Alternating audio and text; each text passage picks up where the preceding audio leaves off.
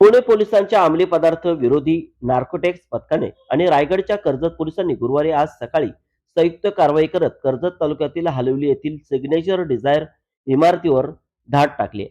गेल्या वर्षभरापासून भाडे तत्वावर राहत असलेल्या नायजेरियन जोडप्यावर ड्रग्ज तस्करीचा संशय असल्याने ही कारवाई करण्यात आली. प्राथमिक माहितीनुसार या साखळीतील तिसरा साथीदार रात्रीच्या वेळी पुणे ते कर्जत असा नियमित प्रवास करत होता. या हालचालींसाठी त्याला एका स्थानिक तरुणाकडून मदत मिळत असल्याची माहिती तपासात समोर आली आहे. पुणे नार्कोटिक्स पथक गेल्या काही दिवसांपासून या टोळीवर गुप्तपणे लक्ष ठेवून होते. आज सकाळी हलवली येथील बी विंग मधील फ्लॅट क्रमांक 102 वर छापा टाकण्यात आला. कारवाई दरम्यान फ्लॅटमधून संशयित अंमली पदार्थ व तस्करींशी संबंधित महत्वाचे पुरावे जप्त करण्यात आल्याची माहिती आहे.